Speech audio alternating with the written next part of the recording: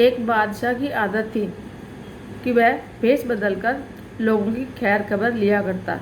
एक दिन अपने वजीर के साथ गुजरते हुए शहर के किनारे पर पहुंचा तो देखा कि आदमी गिरा पड़ा है। बादशाह ने उसको हिलाकर देखा तो वह मर चुका था। लोग उसके पास से गुजर रहे थे। बादशाह ने लोगों को आवाज़ दी, लेकिन कोई भी उसके पास नहीं आया, क्योंकि वे लोग बादशाह को पहचान ही ना सके। बादशाह ने वहाँ गुजर रहे लोगों से पूछा कि क्या बात है, इसको किसी ने क्यों नहीं उठाया। लोगों ने कहा, यह बहुत बुरा और गुनहगार इंसान है। बादशाह ने कहा, क्या ये इंसान नहीं है, और उस आदमी की लाश उठाकर उसके घर पहुंचा दिया और उसकी बीवी को लोगों के व्यवहार के बारे में बताया। उसकी पत्नी अपने पति की लाश देखकर रोने लगी और कहने लगी कि मैं गवाही देती हूँ, मेरा पति बहुत नेक इंसान है। इस बात पर बादशाह को बड़ा ताज्जुब हुआ।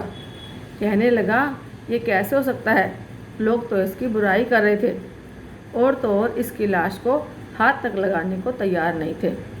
उसकी बीवी ने कहा, मुझे भी लोगों से यही उम्मीद थी।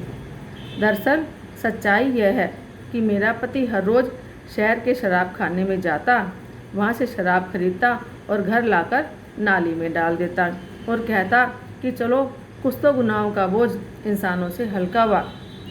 और रात में इसी तरह एक बुरी औरत यानी वेश्या के पास जाता और उसको एक रात की पूरी कीमत देता और कहता कि अपना दरवाज़ा बंद कर ले, कोई तेरे पास आए नहीं। और घर आकर कहता, खुदा का शुक्र है, आज उस औरत और नौजवानों के गुनाहों का मैंने कुछ बोझ हल्का कर दिया। और लोग उनको उन जगहों पर जाता हुआ देखते थे। मैं अपने पति से कहती, याद रखो, जिस दिन तुम मर गए लोग तुम्हें नहलाने तक नहीं आएंगे, न तुम्हारी अर्थी को कांधा देंगे। तो वह हंसते मुझसे कहते कि घबराओ नहीं, तुम देखना, मेरी अर्थी को बादशाह कांधा देंगे और नेक लोग उठाएंगे मुझे। यह सुनकर बादशाह रो पड़ा और कहने लगा कि मैं ही बादशाह हूँ। कल हम इसको नहलाएंगे और इसकी अर्थी को कांधा भी देंगे और इसका दाह संस्कार भी करेंगे।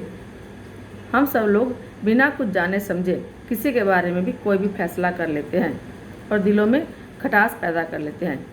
किसी को गलत समझने से पहले देख लिया करो कि वह ऐसा है भी या नहीं, और हमारे सही या गलत कहने से सही गलत नहीं होता। जो गलत है वो सही होने जाएगा और जो सही है वो गलत नहीं होगा। हम दूसरे के बारे में फैसला करने में, अपना वक्त लगाने में जल्दी करते हैं। बेहतर ये है कि अपना कीमती वक्त किसी की बुराई करने के बजाय अपनी अच्छी सोच के साथ परोपकार के कार्यों में लगाएं और परमार्थ के कार्य करें।